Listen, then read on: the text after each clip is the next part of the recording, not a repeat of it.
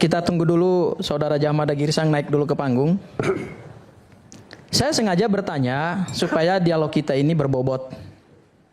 Bukan hanya sekedar kita ngungkit-ngungkit. Oh, saya telepon, ini saya kasih nasihat. Itu saya akui bahwa saya sering berkomunikasi dengan Djamada Girsang bahkan sampai pagi.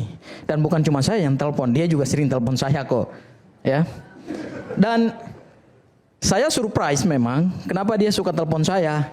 Karena katanya penalaran hukum saya bagus.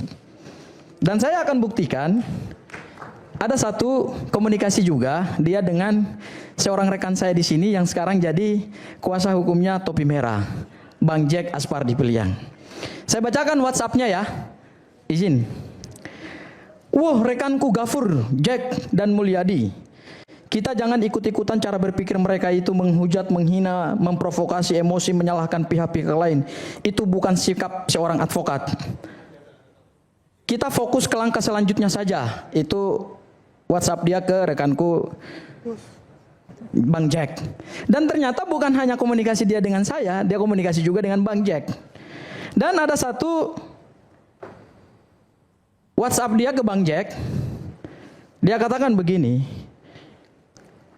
Waktu Bang Jack mengatakan saya berdebat dengan kuasa hukumnya Pak Jokowi, yaitu Bang Rifai, dia WhatsApp dengan Bang Jack. Ketika Bang Jack bilang, mantap, analisa hukumnya Gafur, oke. Dia jawab ke Bang Jack, kalau rekanku Gafur memang pakar substansinya. Itu pengakuan dia ke Bang Jack. Ini ada WhatsApp-nya kok. Saya tidak bohong, ya. Kata dia, nyong ambong seng ada lawan katanya. Oke, terus? Oke ya, itu prolog saja. Ada yang negatif kan? Saya kenapa bertanya soal somasi? Karena ini seorang pengacara yang menyusun somasi. Somasi ini kami nilai, ini somasi-somasian. Somasi-somasian? Ya. Kenapa? Somasi ini tidak punya legal minds yang jelas. Tidak punya dasar hukum yang akurat, mainan, gitu. Tidak punya pertimbangan hukum yang mantap. Ini adalah somasi karena panik. Ada seorang anak muda membongkar presentasinya Rismon Hasiolan Sianipar. Kemudian karena kepanikan itulah dia mengirimkan somasi dan somasinya tidak yuridis. Saya akan bongkar itu malam ini. Tadi kan sudah banyak bicara. Kalau saya bicara jangan dipotong karena saya udah kasih banyak waktu.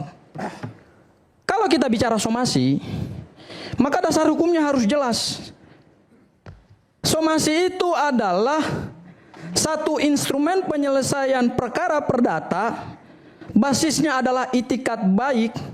Sebelum seseorang yang mengirimkan somasi menggugat seseorang ke peradilan perdata, dia mengirimkan yang namanya legal notice, peringatan hukum atau pemberitahuan hukum. Supaya orang yang disomasi itu melaksanakan prestasi hukumnya. Itu dasar dari somasi. Somasi itu bukan seperti ini. Somasi itu basisnya adalah perikatan hukum keperdataan. Diatur di mana? Diatur di sini. Kitab Undang-Undang Hukum Perdata atau disebut dengan BW yang bahasa kampungnya disebut Burgerly Wet Book. Ini buku Babon. Ini kodifikasi hukum perdata warisan kolonial Belanda yang diberlakukan di Indonesia melalui asas konkordansi. Dan buku Babon inilah yang menjadi dasar adanya somasi. Ya. Di buku ini ada 4. Di kitab Undang-Undang Hukum Perdata ini ada 4 buku. Buku pertama adalah buku tentang orang atau subjek hukum. Buku kedua adalah buku tentang kebendaan perdata. Buku ketiga adalah buku tentang perikatan. Dan buku keempat tentang pembuktian hukum. Somasi itu ada di dalam buku 3 tentang perikatan, yang kalau hukum perikatan itu diatur dari mulai pasal 1223 sampai 1864. Itu perikatan yang diatur dalam KUH Perdata. Somasi itu lahir karena perikatan. Dari mana dasar hukumnya? Pasal 1233, tiap-tiap perikatan lahir karena perjanjian dan lahir karena undang-undang. Apa itu perikatan lahir karena undang-undang? Suatu perbuatan yang mengakibatkan adanya kerugian kepada orang lain, maka bisa dituntut perdata, bukan dituntut pidana, dituntut perdata. Rujukannya kemana? Pasal 1365 tentang perbuatan melawan hukum, dalam bahasa kampungnya disebut dengan onrehmatic dat. Ini kita berselancar sedikit ya, ilmu hukum soalnya. Ini mata kuliah tentang asas-asas hukum perdata, hukum perikatan. Kalau kita mau bicara somasi, ini harus saya bongkar somasinya Haji Ahmad Girsang malam ini. Tiap-tiap perikatan lahir karena perjanjian, juga lahir karena undang-undang. Saya ingin garis bawahi perikatan lahir karena perjanjian. Yang diatur di mana? Pasal 1313, junto pasal 1338, junto pasal 1320 KUH Perdata. Karena ini ribuan pasal soalnya. Apa itu perjanjian? Pasal 1313 mengatakan bahwa perjanjian adalah perikatan antara subjek hukum. Kemudian pasal 1338 mengatur tiap-tiap perjanjian yang dibuat secara sah berlaku sebagai undang-undang bagi kedua belah pihak. Dan perjanjian yang sah itu harus dibuat berdasarkan ketentuan pasal 1320. Di sana ada 4 sah syarat perjanjian. 1. Cakap para hukum, adanya kata sepakat, adanya objek yang diperjanjikan, dan objek yang diperjanjikan itu adalah kausa yang halal. Dari perjanjian inilah maka lahir yang namanya somasi. Dasar hukumnya di mana? Tadi yang disampaikan oleh Bang Azam kan. Pasal 1238 ketika orang melakukan one prestasi, ingkar janji, breach of contract atau default. Apa itu? Jadi ingkar janji. Jadi somasi itu harus ada karena adanya perjanjian antara satu pihak dengan pihak lainnya. Harus ada perikatan hukum antara si A dan si B, dan ketika si A dan si B tidak melaksanakan prestasi hukumnya maupun si A atau si C atau si B, mohon maaf, maka kita kembalikan kepada pasal 1234. Perikatan adalah untuk melakukan sesuatu, untuk memberikan sesuatu, atau tidak memberikan sesuatu. Ketika prestasi itu tidak dipenuhi, baru lahir namanya somasi.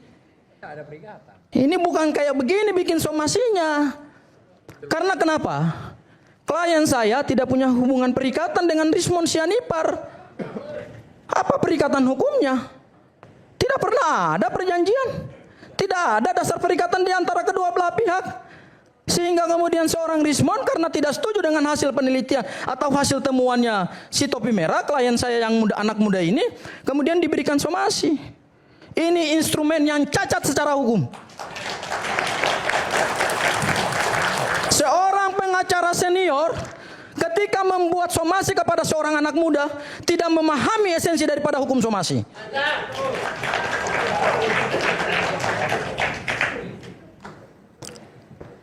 Somasi itu dasarnya, sekali lagi saya katakan, dasarnya adalah perikatan perdata. Dan perikatan perdata itu lahir karena perjanjian, bukan karena undang-undang. Lahir karena perjanjian, dan ketika salah satu orang atau kontrakting parties dalam perjanjian itu dalam melaksanakan perjanjiannya atau memenuhi prestasi hukumnya, maka berdasarkan pasal 1238 orang itu harus disomasi sebelum dinyatakan one prestasi. Somasi itu pintu untuk menuju gugatan perdata.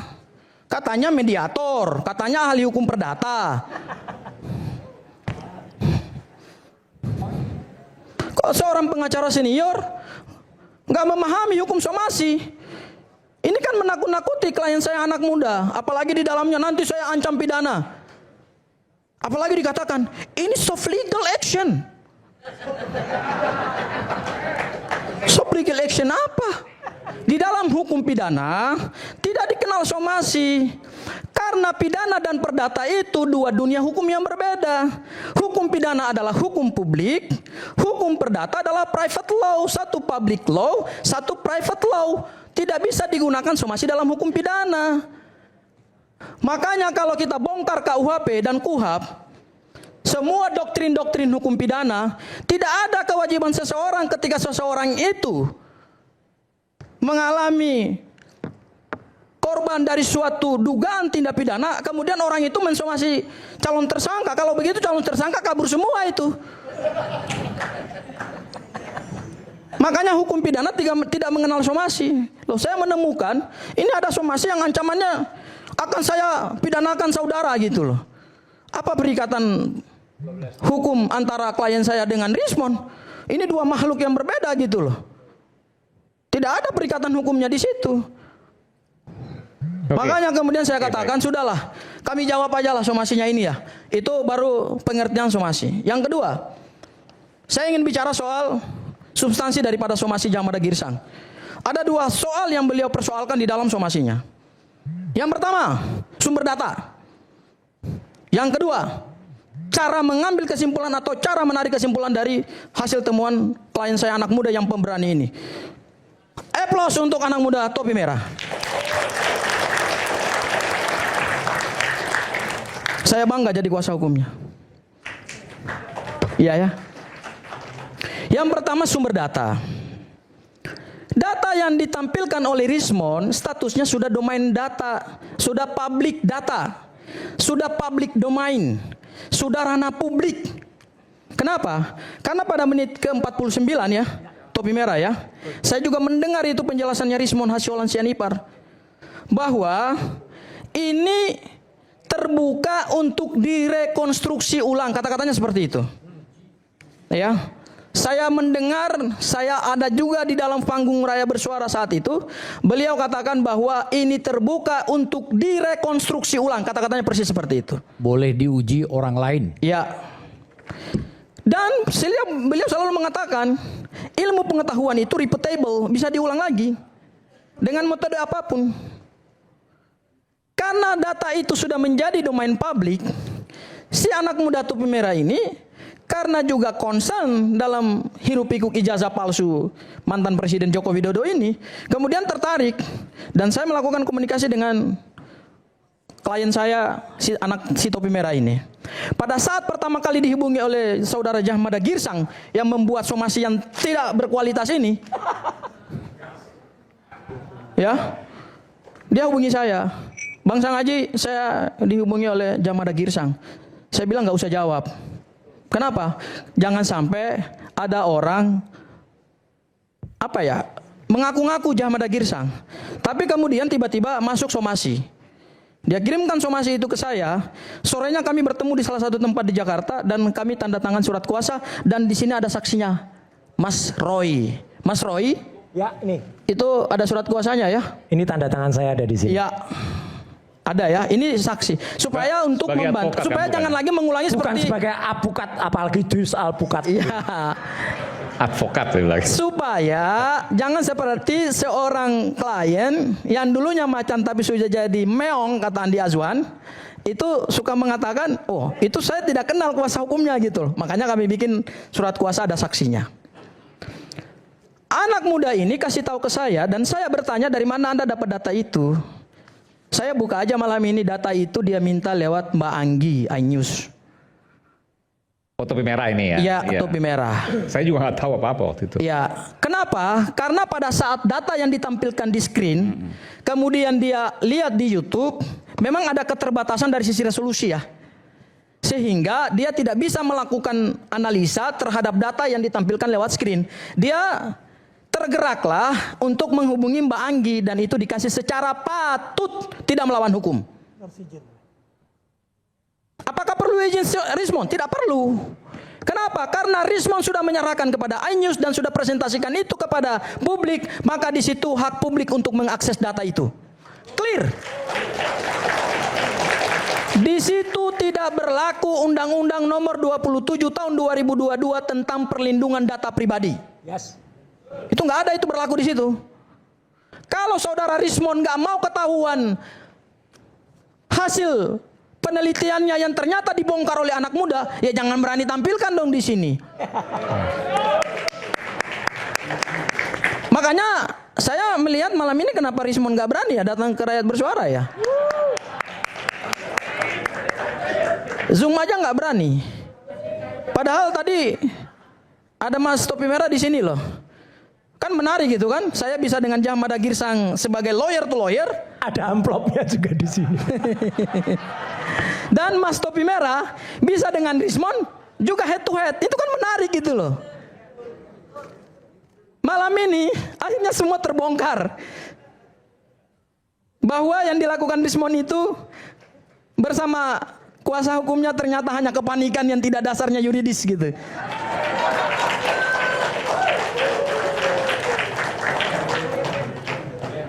Hal yang kedua, terkait dengan enggak, ini dari substansinya dia.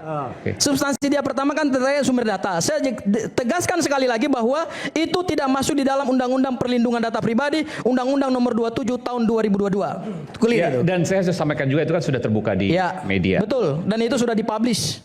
Apalagi ada pernyataan, silakan direkonstruksi ulang. Ya, cuma saya sampaikan, ini internal kami ya, ketika nanti mau diminta oleh pihak yang berseberangan, kami akan minta izin dulu. Nah, saya akan sampaikan seperti itu untuk next ini. Ya, itu bagus. Di undang-undang Mas persoalan etika aja. Mas Gafur, di Undang-Undang Nomor 27 Tahun 2020 itu detail.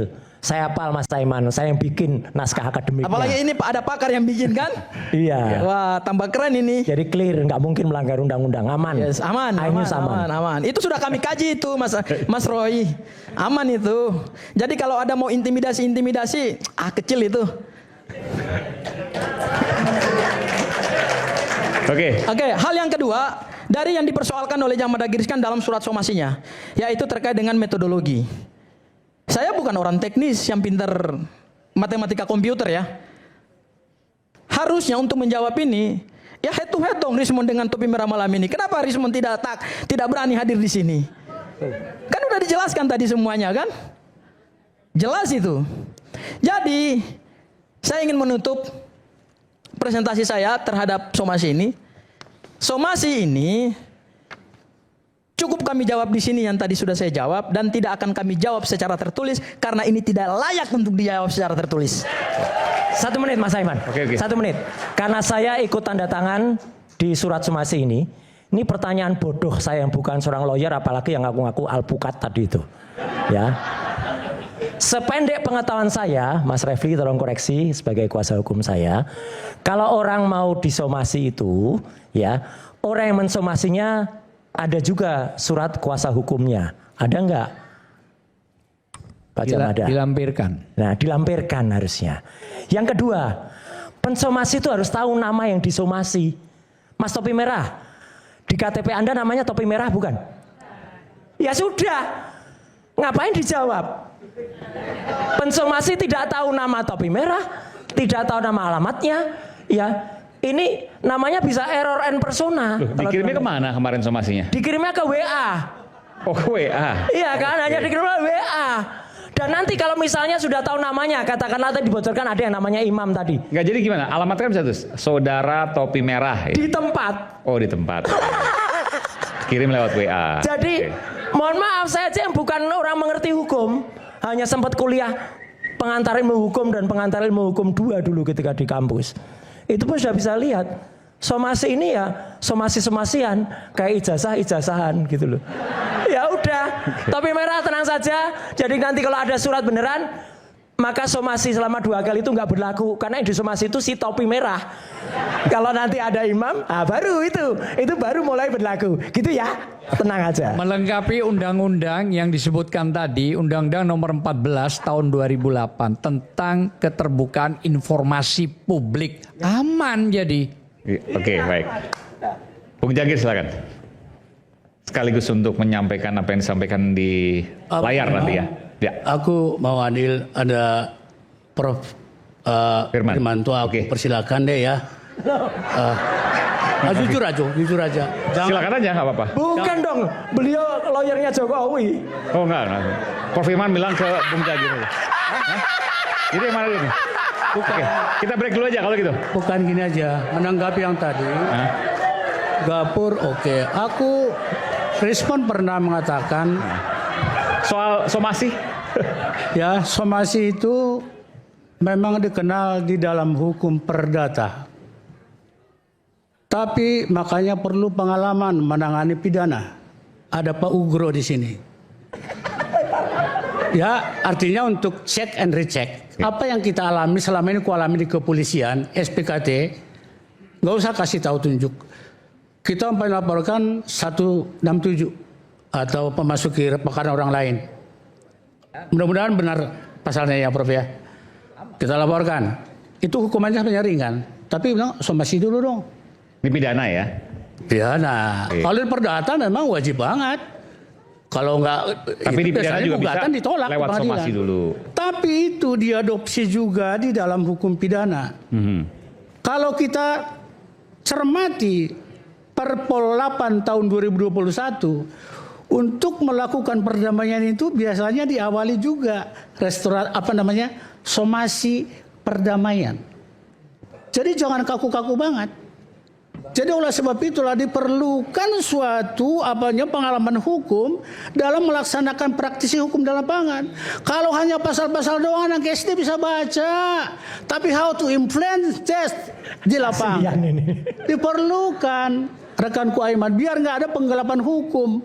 Hukum itu positif. Ya nggak apa-apa Mas Rojo ngangak-ngangak kayak gitu. Nanti ada pertanyaan saya terakhir. Oke, ya jadi di pidana pun dikenal itu dari pengalaman saya. Tujuannya adalah agar kita, apalagi sekarang KUHP yang baru, membuka banget 79 sampai 88 restoratif justice. Enggak ada hubungannya ini. Ya, berbuka. Saya seorang mediator, saya nggak malu mengatakan track record saya lihat. Mendamaikan. Iya, tadi damai. ada sesuatu yang mau disampaikan tadi di layar. Kelihatan track recordnya tadi itu ngelempar-lempar jawaban tadi. Oke, boleh Aiman. Tapi kayaknya terlalu menyimpang ya, Bung Aiman. Oke. Soal apa sih? Tadi aku mau tampilkan di layar itu tentang penelitian yang boleh mengevaluasi sebagainya. Aku bicara dulu sama Gapur.